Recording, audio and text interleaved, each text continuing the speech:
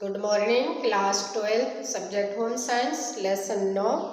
और इसमें मैं आपके लिए बता रही थी लेसन 9 जो हमारा चल रहा है संक्रामक रोग, इसके बारे में मैं हेपेटाइटिस के बारे में बता रही थी। हेपेटाइटिस ए और बी के बारे में मैंने बता दिया था, हेपेटाइटिस सी बता रही थी। तो आज की वीडियो में मैं हेपेटाइटिस सी और ई के बारे में बताती हूँ। तो हेपेटाइटिस सी जो है उसके बारे में मैंने कुछ कल बता भी दिया था, और इसके जो रोकथाम के उपाय थे वो नहीं बताए थे, वो आज बताती हूँ। तो ये जो हेपेटाइटिस सी जो है हमारा, इसे हमें रोकने के लिए क्या उपाय करने चाहिए। तो ये जो है विषाणु संक्रमित वाला रोग है। तो ये जो है ये विषाणु संक्रमित व्यक्ति के जो है यौन संपर्क में आने से या रक्त के आदान प्रदान से या स्थानांतरण से फैलता है। ये ड्रग्स या मादक पदार्थों से भी फैलता है, इंजेक्शन है या फिर टेटू गुदवाना है या टूथब्रश है अपना, ये सब साझा करने से भी ये रोग फैलता है। तो हमें इन सब से बचना चाहिए और अपना थोड़ा ध्यान रखना चाहिए। इसके जो उपचार हैं, हेपेटाइटिस से बचाव के लिए अभी तक कोई प्रभावी टीका संभव नहीं है, और इसके उपचार हेतु हमें पेगासीज या पीजी एंट्रॉन या फिर रिबावायरिन 24 से 48 सप्ताह तक दी जाती है। और इसके साथ हमें विषाणु प्रतिरोधक औषधि सी मटेरियल देने से नतीजे हमें जो है अच्छे मिलते हैं। और इस उपचार को हम ट्रिपल थेरेपी भी कहते हैं। और हेपेटाइटिस ई क्या है इसके बारे में बताते हैं। ये भी एक विषाणु जनित संक्रमण रोग है। ये जो इसका जो संक्रमण होता है वो जल या भोजन के माध्यम से फैलता है। इसके सेवन से हमें जो है हेपेटाइटिस ई होता है। इसमें प्रदूषित जल के कारण ये रोग महामारी के रूप में फैलता है। कच्ची या अधपकी हम सेलफिश खाएं या मछली खाएं तो इसके खाने से भी हमें जो है विषाणु फैलने की संभावना अधिक रहती है। ये विषाणु पशुओं को भी होता है। और इसके जो लक्षण हैं वो हमें किस तरह के हैं, कि हमें कैसे पता चले हमें हेपेटाइटिस ई है। तो इस रोग के जो लक्षण होते हैं संक्रमण के लगभग 2 माह पश्चात ही दिखाई देते हैं। अत्यधिक थकान होना, भूख न लगना, कमजोरी महसूस, ये शरीर में भार की कमी आना या लीवर में वृद्धि या उदर के जो है दाएं हिस्से में दर्द होना, त्वचा का पीला होना या बुखार आदि, ये सब इसके सामान्य लक्षण हैं। और इसका जो मूत्र का रंग होता है गहरा हो जाता है, और जो मल का रंग होता है वो एकदम मृदा जैसा हो जाता है। और इसकी जो है प्रतिरक्षा प्रणाली ये जो होता है प्रभावित भी करता है। और संक्रमण के कारण जो हमारा लीवर होता है, लीवर में एक प्रकार क्रोनिक सूजन उत्पन्न हो जाती है और हमें सूजन दिखाई देती है। हेपेटाइटिस ई जो होता है विषाणु सामान्यतः हल्के रोग उत्पन्न करता है जो कुछ महीनों में ही ठीक भी हो जाता है। और इसमें जो लीवर होता है हमारा, लीवर संक्रमित होता है और लीवर में सूजन आ जाती है। गर्भवती महिलाओं में ये जो है घातक सिद्ध हो सकता है, और आम लोगों में ये विशेष घातक सिद्ध नहीं होता है। हेपेटाइटिस सी सबसे ज़्यादा घातक होता है, हेपेटाइटिस ई नहीं। इसके जो रोकथाम के उपाय हैं वो क्या है, हमें उबला हुआ जो है पानी या फिल्टर वाटर का पानी पीना चाहिए। कच्चे तथा बिना छिले खाद्य पदार्थों का सेवन नहीं करना चाहिए। और हमें जो है ताज़ा गर्म भोजन ही लेना चाहिए।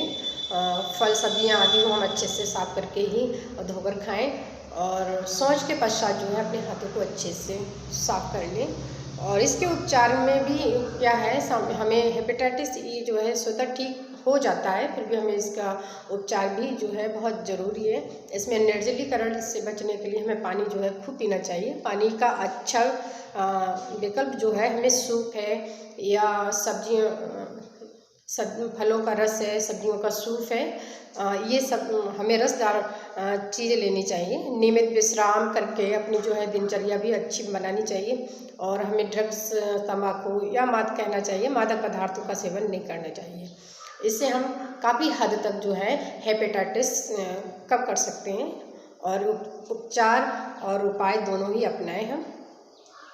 इसके बाद मैं बताऊंगी हेपेटाइटिस संबंधी जो एक फीवर होता है जिसको हम बोलते हैं पीत ज्वर, येलो फीवर। तो इसके बारे में बताती हूँ। मैंने लिखा है पीत ज्वर, येलो फीवर।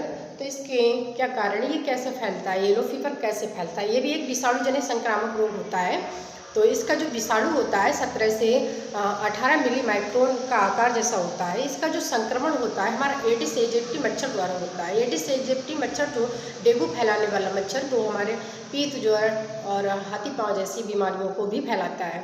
तो ये रोग क्या होता है, हमेशा अफ्रीका में या पश्चिमी भारत में या अमेरिका के कुछ भूभागों में ही देखने को मिलता है। गर्म देशों में अधिक मिलता है ये देखने के लिए। इसके जो लक्षण होते हैं वो क्या हैं? इसके लक्षण हमेशा हल्के, तीव्र और तीव्र 3 प्रकार से देखे जाते हैं। इसका जो फीवर होता है हल्का होता है, फिर तीव्र होता है, फिर अति तीव्र होता है, ज़्यादा होता है। तो जो हल्का फीवर होता है, हाँ, हल्के पीत ज्वर में क्या होता है, तो उसमें जो होता है सिर में दर्द होता है और बमन उल्टी होती है और उसमें अनिद्रा होती है, हमें नींद नहीं आती है, शरीर में हमें पीड़ा होती है। ये सब हमें लक्षण हल्के फीवर में देखने को मिलते हैं, हल्के पीत ज्वर में।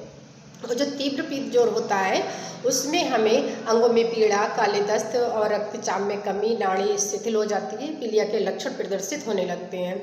तो घातक अवस्था में जो होता है मूत्र आना ही बंद हो जाता है।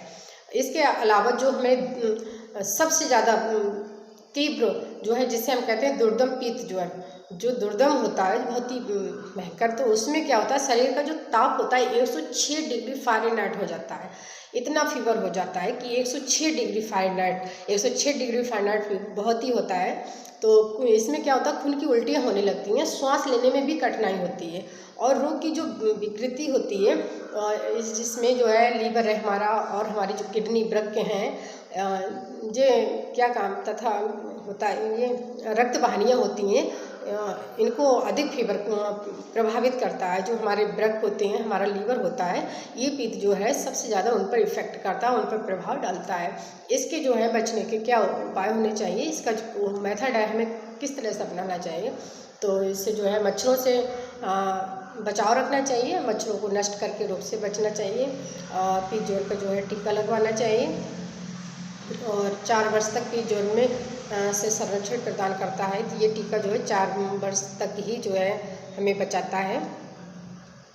और पीत ज्वर का वैसे कोई विशिष्ट उपचार नहीं है, केवल लक्षण के आधार पर ही हम चिकित्सा करवा सकते हैं। और हमें जो है शुद्ध भोजन और पानी लेना चाहिए जहाँ तक हो, तो हमें ताज़ा भोजन और पानी जो है गर्म करके गर्म करने के बाद ठंडा हो जाए वो ही पीना चाहिए, जिससे जो है हमारा जो पीत ज्वर होता है या टाइफाइड होता है या हमें हेपेटाइटिस होता है, ये जो है भोजन पानी के माध्यम से ही ये रोग अधिक होते हैं।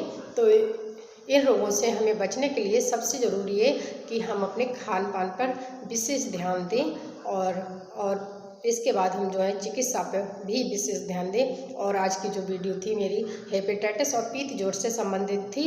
और आज के लिए इतना ही, अगले वीडियो के साथ फिर मिलते हैं। नमस्कार।